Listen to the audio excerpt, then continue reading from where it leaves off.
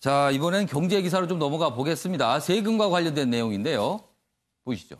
한겨레 신문입니다. 25조 더 거친 세금, 3년째 예측 실패로 풀어야 할 돈을 조였다. 풀어야 하는데 조였다네요. 여기 보겠습니다. 작년 11월 초과 세수가 11조 8천억, 12월까지 집계를 마쳤을 때는 25조가 넘을 것으로 추정이 되고 있답니다. 25조나 더 거둔 겁니다. 국민들한테.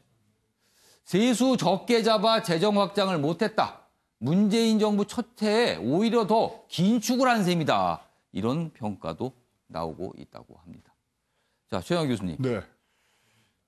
원래 확장 정책을 하고 많이 쓴다 했는데 오히려 세금을 더 걷었어요. 그러니까 국민들이 어떻게 보면 쓸 수 있는 돈을 세금으로 낸 겁니다. 그러니까요. 그냥 냅두면은 예. 그래서 우리가 뭐 일자리 정책으로 23조가 예. 지금 예산이 돼 있는데 그냥 뭐 우리 서민들이 그냥 쓰고 있으면은 예. 그냥 그게 확장적인데 이게 세금으로 걷어서 예. 다시 나눠주는 과정에서 예. 지금 문제가 되는 거고요. 3년 3년 연속 이런 것은 저도 이쪽에서 일하면서 처음 보는 것 같아요. 너무 보수적으로 세수를 잡는 건가요? 뭐 그것도 있고요. 경제 성장치를 갖다가 지금 뭐 굉장히 지금 거기에 대해서 이제 얘기들이 좀 많습니다. 그리고 과거 2015년부터 써오던 이 모델이 있는데 그것 때문에 그리고 뭐 또 아주 뭐 구체한 변명이지만 부동산 시장이 많이 움직여서 그런다는데 아니 근데 2016년도에 뭐 거의 20조 그다음에 작년에 23조 올해 25조 이거는 아니죠. 그리고 이렇게 벌면은요, 이렇게 초과 세수가 있으면 국가재정법 90조에 의해서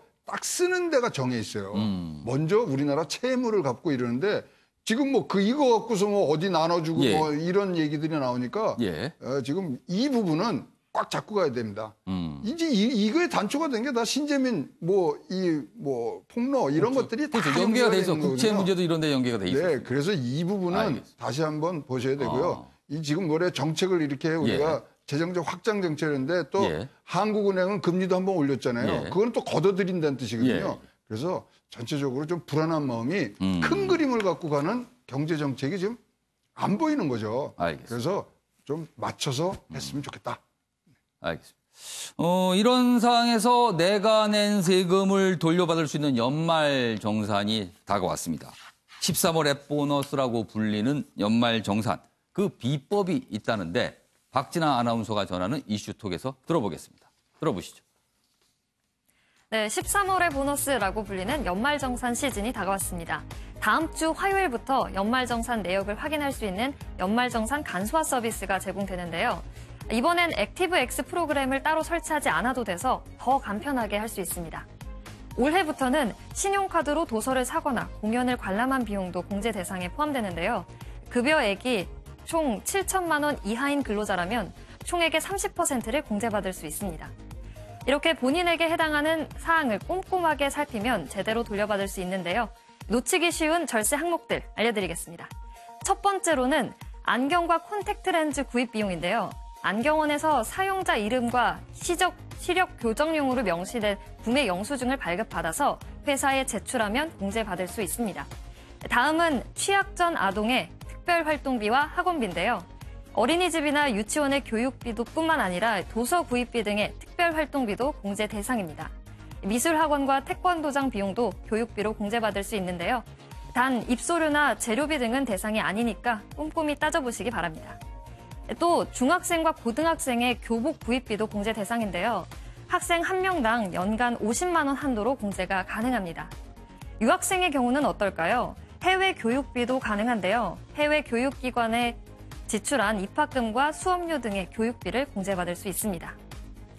간혹 종교단체나 지정 기부금 단체에 기부는 했는데 국세청 간소화 대상에서 조회되지 않는 경우가 있는데요. 이런 경우에는 해당 기부금 단체에서 직접 기부금 영수증을 받아서 회사에 제출하면 됩니다. 마지막입니다. 암이나 치매, 난치성 질환에 걸린 중증 환자는 의료기관에서 증명서를 발급받아서 회사에 제출하면 되는데요. 한 사람당 200만 원의 소득공제를 받을 수 있다고 합니다. 공제받을 수 있는 부분들 잘 숙지하셨나요?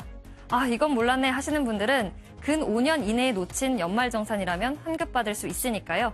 국세청 홈택스 홈페이지에 들어가셔서 경정청구 자동 작성 서비스를 이용하시면 되겠습니다. 만약 혼자 신청하기에 너무 어렵다 하시는 분들 본인 주소지에 관할 세무서를 방문하셔서 도움받으시면 되겠습니다. 연말정산 미리 확인하시고 준비해서 13월의 보너스 꼼꼼히 챙기시기 바랍니다. 지금까지 박진아의 이슈톡이었습니다. 네, 혹시라도 스스로 생각하시기에 세금을 참 많이 냈다 이렇게 생각하시는 분들은요. 연말정산 꼼꼼히 챙기셔서 뭐 되돌려 받을 수 있는 거는 환급을 받으시는 거. 지금 지혜를 짜낼 때가 왔습니다. 자, 이번에는 그동안 보면요. 이 한국당 문제가 여러 가지 논란이 좀 있었습니다. 이 특정 인물인데 저희가 그 내용을 좀 다뤄보도록 하겠습니다. 경향신문인데요. 지만원 폭탄 연일 터지는데 불 못 끄는 나경원 이렇게 돼 있습니다. 지만원 이른바 이제 극우 인사로 통하고요. 5.18 관련해서 여러 가지 주장을 내놨는데 논란이 됐었죠, 그동안. 그런데 내용 보겠습니다. 5.18 규명위원 지만원 추천 논란에도 모호한 태도로 나오고 있다. 한국당 내부에서도 해야 된다, 말아야 된다 이런 이견이 있는데 좁혀지지 않고 있다. 그래서 일각에서는 위원회 지연 의혹도 있다. 이런 얘기도 나오고 있어요. 지 씨 말입니다. 지만원 씨 말은 나경원 원내대표가 배후 조정할 사람 앞장 세우라고 했다. 이런 주장도 내놔서 여러 가지 얘기가 나오고 있는데 아무튼 논란이 되고 있습니다. 이 부분에 대해서는 이수희 변호사께 좀 질문을 드릴게요. 이 지만원 씨의 5.18 진상규명위원 선임 문제 지금 어떻게 되고 있는 겁니까? 이거는 이제 그 정당에는 원내대표가 있고 예. 왜 그 당대표가 있지 않습니까? 지금 당대표는 없고 비대위원장만 있습니다만은. 근데 이 지금 그 5.18 진상 규명위원회의 그 위원 추천은 원내의 권한이기 때문에 지금 원내 지도부에서 판단을 해야 할 문제입니다. 그런데 여기에 대해서 이제 나경원 원내대표가 많이 소통하는 원내대표가 되겠다. 의원들의 의견을 많이 청취를 하겠다라고 이제 그 선거운동을 예. 했거든요. 그래서 좀 어제 의원총회가 있었어요. 예. 한국당에. 그래서 거기에서 이 조사위원 추천과 관련해서 의견을 듣겠다라고 했는데 예. 이게 뭐 원내 의원들이 의견이 제각각일 거고요. 지금 뭐 그러다 보니까 글쎄 이게 이제 그 원내 의원들한테 그렇게 핫한 이슈도 좀 아닌 것 같아요. 좀 제가 느끼면은. 예. 그래서 이거는 원내 지도부에서 판단을 해야 될 문제다. 그런데 또 지만원 씨도 예. 이렇게까지 격하게 표현을 하면서 예. 한국당을 이렇게 힘들게 하는 것도 좋은 일은 아니다라는 생각이 들고 저는 원내 지도부가 결단을 내리는 것이 그래도 빨리 해결하는 방법이 아닌가 싶은데요.